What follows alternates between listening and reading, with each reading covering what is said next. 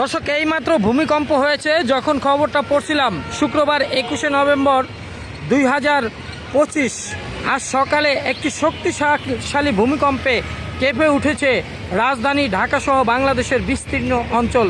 স্থানীয় সময় আনুমানিক 10টা 38 মিনিটে যখন এই ভিডিওটা করছি, সাথে সাথে আমি ভিডিওটা শুরু করেছি।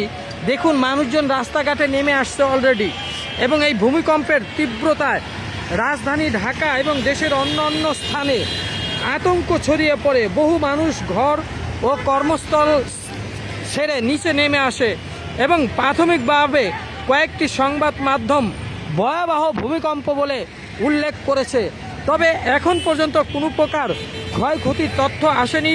প্রাথমিকভাবে কয়েকটি সংবাদ মাধ্যমগুলো শুধু ভয়াবহ ভূমিকম্প বলেছে, এবং এই ভূমিকম্পের মাত্রা রিক্টার স্কেলে কত ছিল এবং এর উৎপত্তিস্থল কোথায়, এবং সে বিষয়ে আবহাওয়া অধিদপ্তর থেকে এখনও কিন্তু কোনো কিছু পাওয়া যায়নি।